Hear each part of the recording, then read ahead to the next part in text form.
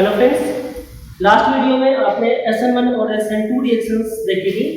आज हम लोग पढ़ेंगे हैलोअल्केन्स की कुछ केमिकल प्रॉपर्टीज, उनके रासायनिक गुण। क्योंकि बहुत सारे प्रॉपर्टीज हैं हैलोअल्केन की। उसका कारण है क्योंकि जो RH में ये कार्बन और हेलोजन ये बॉन्ड पोलर होता है। X इलेक्ट्रोनेगेटिव होता है हेलोजन और कार्बन इलेक्ट्रोपॉजिटिव होता है, इसीलिए ये जो बॉन्ड है ये पोलर होता है। ये पोलर होने के कारण ये ज़्यादा रिएक्टिव होता है। इसी कारण हैलोअल्केन की बहुत सारी रिएक्शंस हम लोगों को पढ़ना है, जिसमें से कि कुछ यहाँ पर दी गई हैं। अब यहाँ भी हम बात करें तो एक पहली रिएक्शन, जैसे आप देखते हैं कि क्या होगा कि हम हैलोअल्केन को हम बेस के साथ ट्रीट करें, जैसे NaOH है, KOH है, इसके साथ जब ट्रीट करेंगे तो ये सब्स्टिट्यूशन रिएक्शन देते हैं, प्रतिस्थापन अभिक्रिया देते हैं। प्रतिस्थापन अभिक्रिया में इसका जो हैलोअल्केन का हाइड्रोजन एटम होता है वो अल्कोहलिक ग्रुप के द्वारा रिप्लेस कर दिया जाता है और हमें अल्कोहल फॉर्म होता है। ठीक, जैसे कि आप देख रहे हैं कि जब एथिल क्लोराइड को हम सोडियम हाइड्रोक्साइड यानी बेस के साथ हम ट्रीट करते हैं, या KOH भी ले सकते हैं यहाँ पे हम, या नम सिल्वर ऑक्साइड भी ले सकते हैं मॉइस्ट, और उससे रिएक्शन कराएंगे तो हमें एथिल अल्कोहल फॉर्म होता है यदि हम एथिल क्लोराइड से रिएक्शन कराते हैं। दूसरा, यदि हम हैलोअल्केन को हम सोडियम एल्कोक्साइड के साथ ट्रीट करते हैं, तो हमें ईथर फॉर्म होता है, ROR, जिसे आप ईथर कहते हैं। R सेम भी हो सकते हैं या डिफरेंट भी हो सकते हैं, इसलिए R डैश यहाँ पे दे दिया गया है। R या मेथिल, एथिल, प्रोपिल, ब्यूटील आप कुछ भी ले सकते हैं। जैसे कि एथिल क्लोराइड को जब हम सोडियम मेथॉक्साइड, इसे कहते हैं सोडियम मेथॉक्साइड के साथ हम जब ट्रीट करते हैं, सोडियम मेथॉक्साइड के साथ जब हम अधिकृत कराते हैं, रिएक्शन कराते हैं, तो हमें क्या फॉर्म होता है? Ethyl methyl ether, ethyl methyl ether form होता है, या मेथॉक्सी एथेन भी कहते हैं इसको। IUPAC ने इसका है मेथॉक्सी एथेन, या एथिल मेथिल ईथर भी बोलते हैं, और साथ में NaX जो है साइड प्रोडक्ट के रूप में निकल जाता है।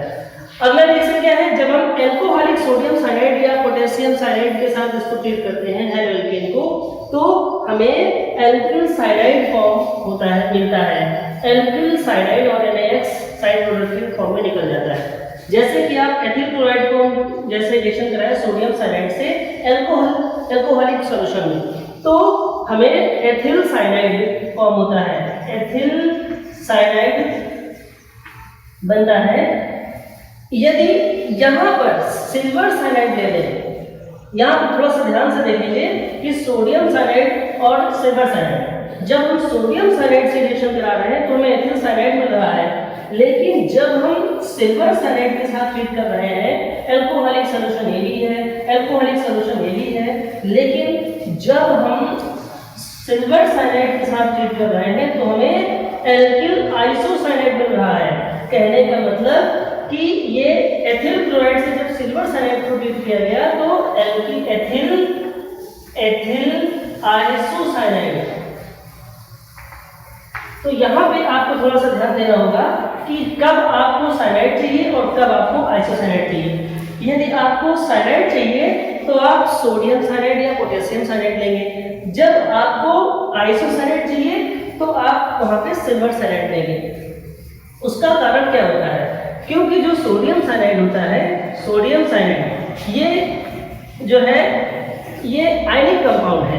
कैसा है? आयनिक कंपाउंड है। जब मतलब कि यहाँ पे सोडियम आयन फॉर्म होते हैं और साइनाइड आयन फॉर्म होते हैं, तो ये साइनाइड जो होता है डायरेक्ट कार्बन से अटैच हो जाता है और हमें साइनाइड मिलता है इस तरीके से। लेकिन जब सिल्वर साइनाइड से रिएक्शन होता है तो सिल्वर साइनाइड हमारा होता है सहसंयोजी यौगिक, तो यहाँ पर हमें आइसोसाइनाइड फॉर्म मिलता है, यानी एथिल आइसोसाइनाइड।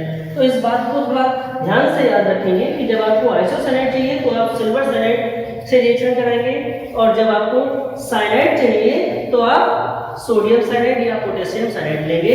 इसके बाद का जो रिएक्शन है हाँ, तो आगे की रिएक्शन में आप देखते हैं, चौथी रिएक्शन जो है उसमें अगर हम हाइड्रोजन एल्केन को अमोनिया के साथ ट्रीट करते हैं तो हमें एमीन मिलते हैं, 1 डिग्री एमीन, इसको बोलते हैं 1 डिग्री एमीन, या हम कहते हैं प्राइमरी एमीन, 1 डिग्री एमीन या प्राइमरी एमीन। ठीक, साथ में अमोनियम सॉल्ट यहाँ पे फॉर्म होता है। अब और देखें कि यदि उसमें हाइड्रोजन एल्केन का अमाउंट ज्यादा हुआ या एल्किल हैलाइड का अमाउंट ज्यादा हुआ तो रिएक्शन फिर आगे भी प्रोसीड होता है, और आगे जब प्रोसीड होता है तो क्या फॉर्म होता है, तो वहां पर आपको जितने भी हाइड्रोजन एटम होते हैं अमोनिया में वो सारे रिप्लेस हो जाते हैं एल्किल ग्रुप से, और हमें लास्ट में क्या फॉर्म होता है, लास्ट में हमें टेट्रा एल्किल अमोनियम सॉल्ट मिलता है, टेट्रा एल्किल अमोनियम सॉल्ट, ये फॉर्म होता है लास्ट में। और इसके बाद में क्या होता है, हम देखते हैं कि एलिमिनेशन रिएक्शन, लास्ट की जो एलिमिनेशन रिएक्शन है, कहने का मतलब कि जिसमें से कोई परमाणु या परमाणु समूह, एटम और ग्रुप ऑफ एटम क्या होता है, एलिमिनेट हो जाता है, निकल जाता है, उसे हम एलिमिनेशन रिएक्शन कहते हैं, निराकरण अभिक्रियाएं कहते हैं। तो हैलो एल्केन निराकरण अभिक्रियाएं भी देते हैं। देखिए, जब हम ये एक हैलो एल्केन हमने यहाँ पे लिया है ब्रोमोएथेन या एथिल ब्रोमाइड, इसको जब हम पोटेशियम हाइड्रोक्साइड एल्कोहलिक कंडीशन में, एल्कोहलिक सॉल्यूशन हो पोटेशियम हाइड्रोक्साइड का, उसके साथ जब हम रिएक्शन कराते हैं तो हमें एथिलीन फॉर्म होता है, और यहाँ पे पोटेशियम ब्रोमाइड और वाटर रिलीज हो जाता है साइड प्रोडक्ट के फॉर्म में।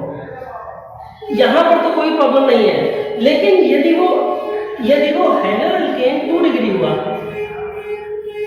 तो क्या होगा, जब 2 डिग्री हैलो एल्केन होता है वहां पर अगर हम सेम रिएक्शन कराते हैं तो फिर थोड़ा सा हमें सोचना पड़ेगा कि जो एलिमिनेशन होगा वो किस टाइप से होगा। उस कंडीशन में एलिमिनेशन का जो प्रोसेस होगा वो सेडजेफ रूल के अकॉर्डिंग होगा। जैसे कि आप देख रहे हैं यहाँ पर ये 2-ब्रोमोब्यूटेन है, 2-ब्रोमोब्यूटेन को जब हम पोटेशियम हाइड्रोक्साइड का एल्कोहलिक विलयन के साथ जब हम रिएक्शन करा रहे हैं तो हमें यहाँ 2 प्रोडक्ट मिल रहे हैं। कौन सा मिल रहा है, एक मिल रहा है ब्यूट 2 और एक मिल रहा है ब्यूट 1। अब हमें सोचना होगा कि कौन ज्यादा बनेगा, तो ज्यादा में जब बात करते हैं तो ब्यूट 2 बनता है और ब्यूट 1 बहुत कम बनता है। कहने का मतलब नियर अबाउट 80% प्रोडक्ट होता है ब्यूट 2 और 20% के आसपास होता है ब्यूट 1। ऐसा क्यों होता है, इसके लिए सेडजेफ रूल हमें पढ़ना पड़ेगा। सेडजेफ ने क्या बताया था कि ऐसे एल्कीन का फॉर्मेशन होता है एलिमिनेशन रिएक्शन में, ऐसी एल्कीन फॉर्म होती है जो मोस्ट सब्स्टिट्यूटेड होती है। ठीक है, तो यह हाइड्रोजन एटम उस कार्बन से रिलीज होता है जिसके पास हाइड्रोजन एटम कम होते हैं। देखें यहाँ पे थोड़ा सा देखें, ये कार्बन है, इससे ब्रोमीन एटम रिलीज होगा, ये तो हो गया अल्फा कार्बन। इसके बाद बीटा पोजीशन पे ये भी कार्बन है और एक ये भी कार्बन है बीटा पोजीशन पे, तो बीटा पोजीशन से हाइड्रोजन का निकलना है। तो सेडजेफ के अकॉर्डिंग उस कार्बन एटम से हाइड्रोजन का एलिमिनेशन होगा जिसके पास हाइड्रोजन एटम कम होंगे। तो इस नियम के अनुसार यदि हम देखते हैं तो हमें इस कार्बन के पास, ये जो बीटा कार्बन है इसके पास 2 हाइड्रोजन है, इस बीटा कार्बन के पास 3 हाइड्रोजन है। तो according to Saytzeff rule the elimination of hydrogen will takes place from this carbon atom and the major product will be but 2 या ब्यूटेन 2। ठीक, इसके बाद एक तीसरा प्रोसेस भी है कि क्या होता है जब हम मेटल से रिएक्शन कराते हैं, तो मेटल से जब हम रिएक्शन कराते हैं हैलो एल्केन का तो क्या फॉर्म होता है, मेटल से रिएक्शन कराते हैं तो RMgX जिसे आप ग्रिग्नार्ड रिएजेंट कहते हैं ये फॉर्म होता है। ठीक है, इससे मेटल से रिएक्शन कराएंगे तो ग्रिग्नार्ड रिएजेंट RMgX फॉर्म होता है। या एथिल ब्रोमाइड को ट्रीट करें मैग्नीशियम के साथ तो क्या फॉर्म होगा, एथिल मैग्नीशियम ब्रोमाइड। ठीक, और मेटल में अगर सोडियम मेटल ले लें उसको ईथर की प्रेजेंस में हम हैलो एल्केन से ट्रीट करते हैं तो में एल्केन फॉर्म होते हैं। ये 11th का मेन रिएक्शन है, वहां पे पढ़ चुके हैं हम लोग। या हम मेथिल ब्रोमाइड को सोडियम मेटल के साथ ट्रीट करते हैं, जब रिएक्शन कराते हैं ईथर की प्रेजेंस में तो हमें एथेन प्राप्त होता है। ठीक है, ऐसे ही अगर हम एथिल ब्रोमाइड का कराते हैं तो ब्यूटेन फॉर्म हो जाएगा। ये हम फर्स्ट ईयर में अच्छे तरीके से हम लोग पढ़ चुके हैं। अगला है कि जब क्या होगा, जब हम उसका रिडक्शन कराते हैं, हेलोकेन को अगर हम रिडक्शन कराएं तो रिडक्शन हम इस प्रोसेस से कराएंगे। ये देखिए RH + 2H, ये हाइड्रोजन आए कहाँ से, ये हाइड्रोजन कहाँ से आए, जो नेसेंट हाइड्रोजन है आती कहाँ से, ये जब इसका रिएक्शन कराया तो हमें मिलता क्या है, एल्केन फॉर्म होते हैं, इसको हम एल्केन कहते हैं, एल्केन ये फॉर्म होता है।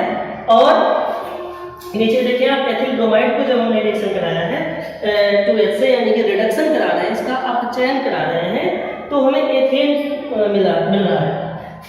ये याद रखिए कि ये जो हाइड्रोजन आ रहे हैं इसके लिए हमें कोई ना कोई रिड्यूसिंग एजेंट लगाना ही पड़ेगा। अगर रिडक्शन कराया है तो रिड्यूसिंग एजेंट देना पड़ेगा। रिड्यूसिंग एजेंट कौन कौन से आप ले सकते हैं, आप हाइड्रोजन गैस, साथ में कोई ट्रांजिशन मेटल जैसे कि जिंक है, जैसे कि निकल है, इनको ले सकते हैं। और जिंक HCl भी ले सकते हैं, और टिन HCl भी ले सकते हैं, लिथियम एल्यूमिनियम हाइड्राइड भी ले सकते हैं, लेकिन ये थोड़ा सा कॉस्टली होता है तो इसका यूज हम लोग कम करते हैं, लिथियम एल्यूमिनियम हाइड्राइड का, ठीक। और फास्फोरस और हाइड्रोजन आयोडाइड भी ले सकते हैं। तो ऐसे कुछ रिड्यूसिंग एजेंट लेकर के हम इजीली इसका रिडक्शन करा सकते हैं और हम एल्केन भी फॉर्म कर सकते हैं। तो ये कुछ खास जो प्रॉपर्टीज थी वो थी हेलो एल्केन की। If you like this video, please click subscribe to watch more such videos. Thanks for watching.